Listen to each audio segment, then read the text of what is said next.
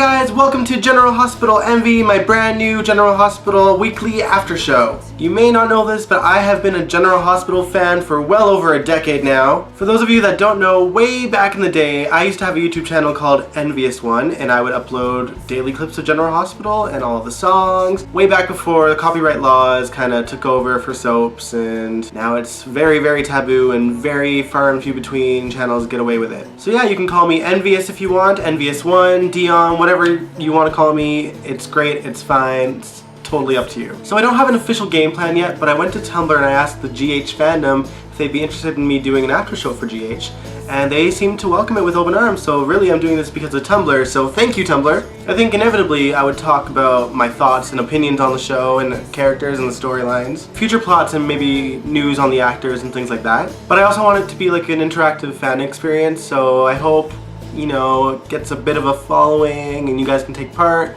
because GH's fandom, especially on Tumblr, is very small and it's kind of virtually invisible. Like, I want them to be known as well, because we're a small bunch, but we are a very opinionated, loud bunch, and I love it there.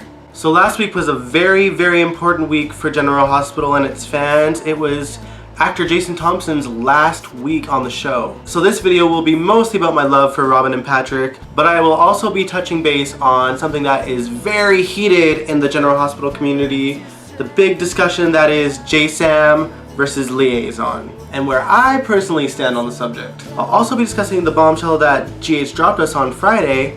Who the hell is Hayden Barnes? But back to my little scrubs. There they are back there. Oh, they're wonderful. So Jason Thompson holds a very special place in my heart because I am from a city called Edmonton in Alberta, Canada, and that is where he is from, and I actually got to meet him a few years back. I bumped into him while I was working, actually. He was super down to earth, even though I almost went into shock, but I held it together and I shook his hand and I said that he was doing a wonderful job on GH, and I told my mom and my grandmother, who also watched the show, and they were like, "What are you doing? Tell him Robin's alive!" And because it was when Robin died. I didn't, but I did go back and get a picture with him after, and he was very gracious about it as well, so that's my story.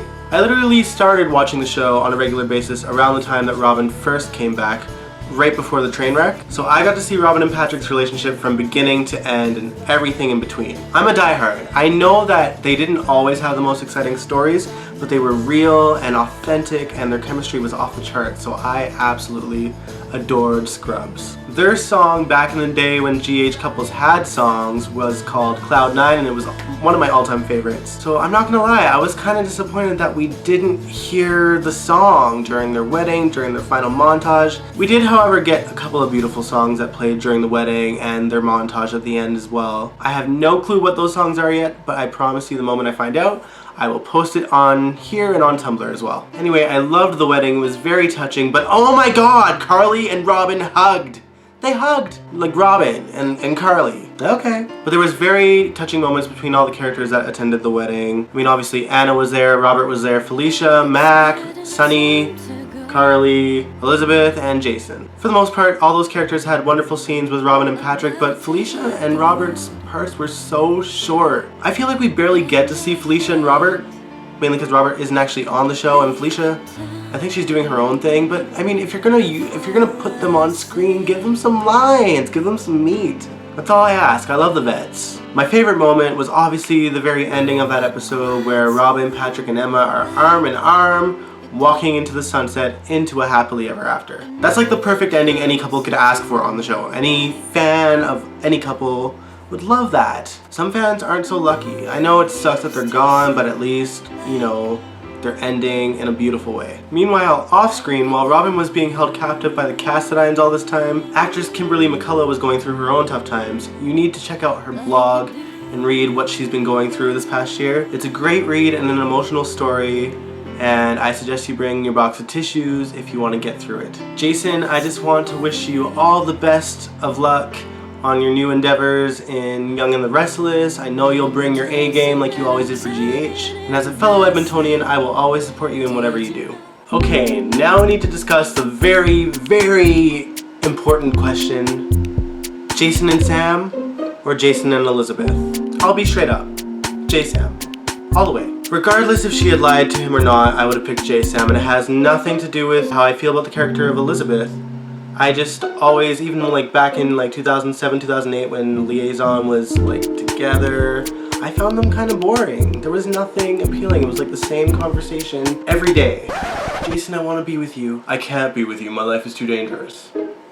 Every day, for years. Full disclosure though, I am not a diehard Jason and Sam fan. Personally, if Greg Vaughn was still on the show as Lucky Spencer, I would have loved to lose Sam, but that's getting a little bit off topic. I've also always loved Elizabeth as well. Not with Jason, but like as a character, I loved her. Up until the previous writer, Ron Carlivati, was like, let's give Elizabeth a twirly mustache and write her completely out of character, just like Nicholas. It won't make any sense whatsoever, but we gotta keep Jason's identity a secret from himself for the next 37 years! If it wasn't obvious, I hated Ron Carlivati's writing so much. I thought he did quite well on the 50th anniversary though, to be fair. But after that, it's like everything went to hell in a handbasket. Characters were dumbed down, switched up, mixed up, and unrecognizable. All in the name of writing storylines that wouldn't actually work if the writers actually took into consideration the actual integrity of the characters. It was a hot mess, and Elizabeth and Nicholas were probably the worst casualties of Ron Carlivati. And I'm actually kind of mad at the new writers for not doing anything to fix it. Like, they had so many missed opportunities where they could have like started to redeem them, but it's like it just got worse and worse, and now it's just like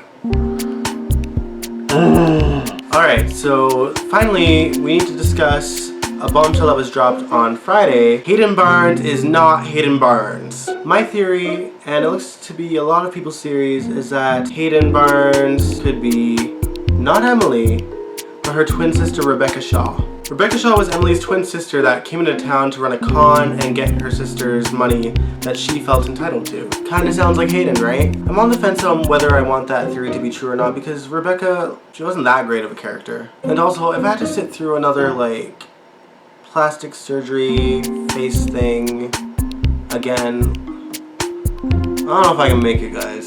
I don't know. Anyway, my question to you guys out there is, who do you think Hayden Barnes is? Do you think she is Rebecca Shaw? Do you want her to be someone else? What are your theories? I also want to know where you guys stand on the JaSam versus Liason battlefront. I also want to know who you guys think should carry the mantle of leading doctor on the show. There aren't too many doctors left on the canvas. Do you think we should get new blood, or should someone on the canvas already kind of step into the role? Tell me what you think down below in the comments, or feel free to send me a message on Tumblr as well. Also feel free to send me in any questions or any theories on any of the stories on the show. Thank you for watching General Hospital Envy, and I will see you guys next time.